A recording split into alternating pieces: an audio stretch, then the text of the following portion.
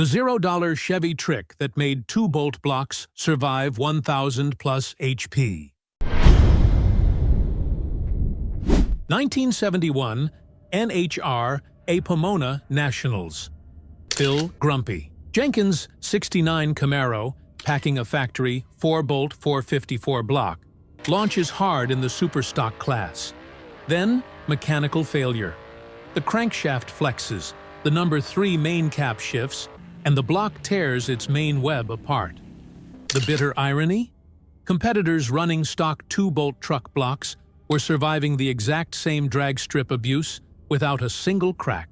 If you are currently planning a 500 to 700 horsepower street/strip big block build, or if you are actively scouring junkyards to pay a premium for a bulletproof factory 4-bolt main, stop right there. You aren't buying strength. You're buying a 50-year-old marketing illusion. GM's design was a structural compromise. Adding 2 straight inner bolts didn't stiffen the block. It created a stress concentration that actually invites main web failure under load. Before you torque down another main cap, drop your block's casting number in the comments below. Now, let's open the blueprints to see why the cheaper 2-bolt block might actually be the superior foundation. The year is 1969. General Motors is under pressure from the NHRA to certify a heavy-duty foundation for the Mark IV big block. But true racing architecture requires massive investment. To avoid millions in retooling costs at the Tonawanda foundry, GM's accounting department forced a corporate compromise. Instead of redesigning the block's casting to handle high-stress loads, they took the standard 2-bolt architecture and simply drilled 2 additional shallow thread bolts straight down into the existing webs. This was a cost-effective shortcut, not an engineering breakthrough. Compare this to the 1970 industry standards. Ford's 429 Super Cobra jet utilized outer bolts splayed at an angle deep into the block, while Chrysler's 440 featured a rigid cross-bolted design. Both were dedicated engineering solutions for high-performance stress. Chevy's straight-bolt strategy, by contrast, was a structural band-aid. The result? While a factory 2-bolt truck block, retaining its full web thickness, could endure years of heavy use, the high-performance 4-bolt passenger block often showed earlier web fatigue under high RPM drag conditions. By chasing a marketing label, GM had inadvertently hollowed out the very foundation of the engine. Let's put a factory 4-bolt 454 big block on the dyno.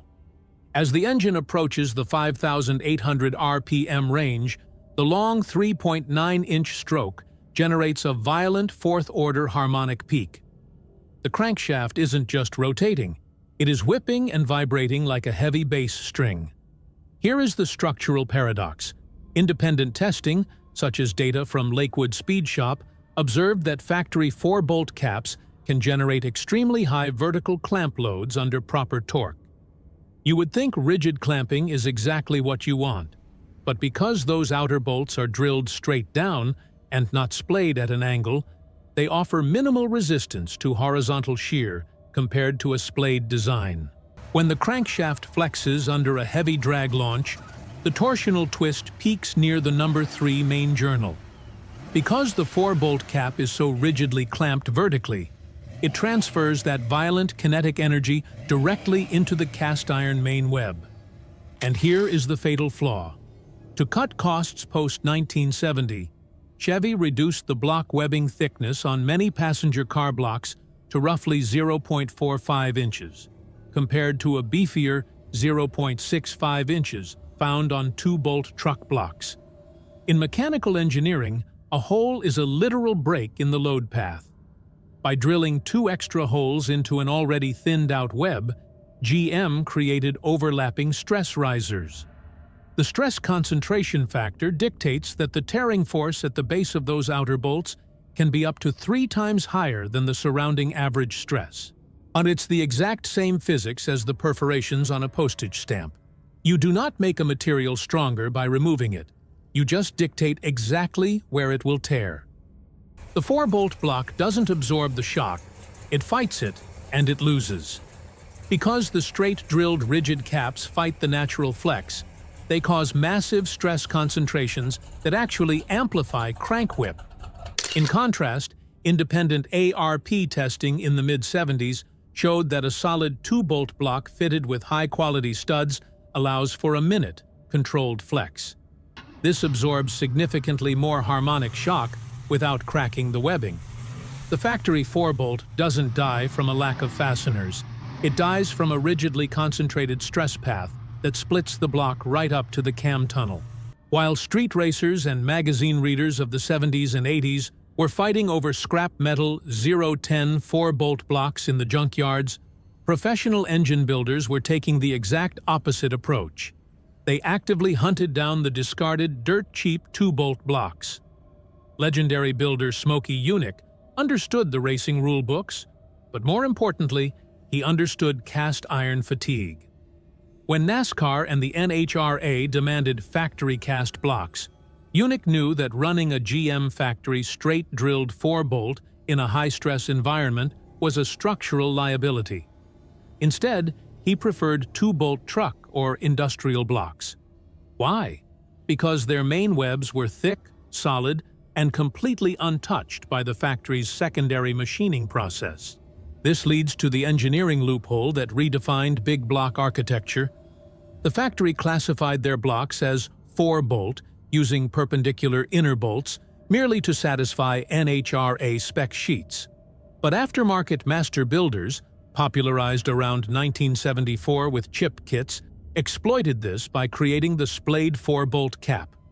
They took a standard 2-bolt block, added billet steel main caps, and drilled the outer bolts outward at a precise angle, typically 22 degrees. Why 22 degrees? That specific angle completely reroutes the engine's load path.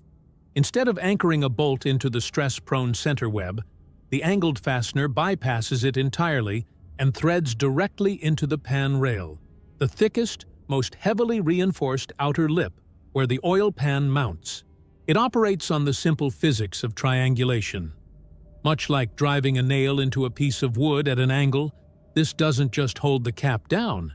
It aggressively wedges the cap against the block's side registers, locking the bottom end into a single rigid unit. The physical data backed up the theory.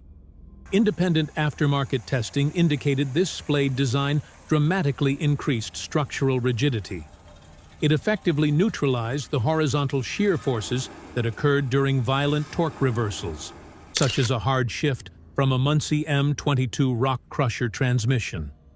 An overlooked 2-bolt block, properly upgraded with splayed caps, could reliably support extreme horsepower applications, whereas the Holy Grail factory 4-bolt would often experience web failure under similar loads. And the master builders understood a fundamental mechanical truth. True strength isn't dictated by the number of fasteners you use. It's determined by exactly where you anchor them. If the factory 4-bolt block shows web fatigue at 7,000 RPM, was it simply a GM engineering oversight? No. We have to look at its actual intended operating envelope. The factory straight 4-bolt was engineered for a very specific environment: heavy-duty trucks under sustained loads.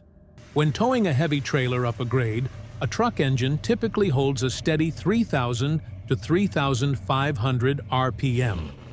At these lower speeds, the cylinder pressure and rotational speeds aren't violent enough to induce the harmonic shockwaves that shatter main webs.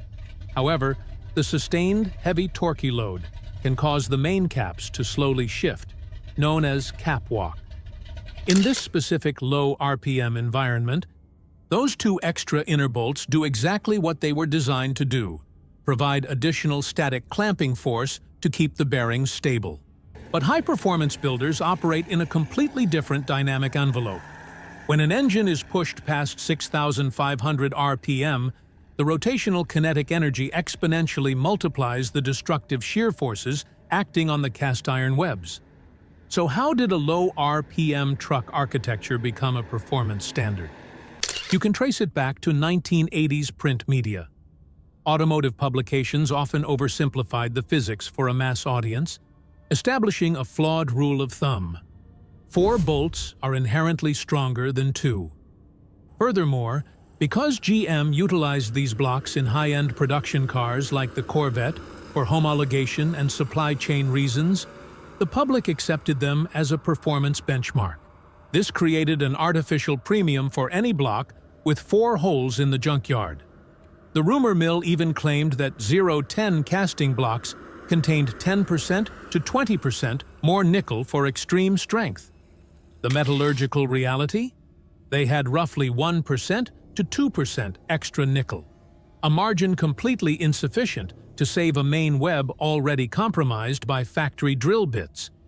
When racers inevitably split these blocks, they typically blamed bad tuning or detonation instead of ultrasonic checking the web thickness, allowing the misconception to survive for decades. Let's return to Pomona in 1971. A split 454 block sitting in the pits while a 2-bolt truck block races another day is an image that dismantles decades of junkyard mythology. The ultimate mechanical paradox of the American big block is that the overlooked cheaper cast iron was actually the superior foundation all along. The factory 2-bolt block, like the 14,093,686 casting, wasn't weak. It was a blank canvas. When you subject a 2-bolt main to the violent torque reversal of a Muncie M22 rock crusher at 6,500 RPM, the solid, undrilled main web distributes that kinetic energy evenly. Add a set of high-quality ARP studs, and that block naturally allows for a minute, controlled flex, to safely handling 500 to 600 horsepower without cracking the webbing. And for the builders chasing extreme 1,200-plus horsepower numbers? The ultimate engineering loophole remains the splayed cap. By taking that uncompromised 2-bolt web and driving billet steel caps at a 22-degree angle directly into the thick pan rail, you completely rewrite the engine's load path. You bypass GM's engineering compromise entirely. The greatest strength of your engine isn't defined by the number of fasteners you add, but by the solid cast iron that the factory didn't drill away.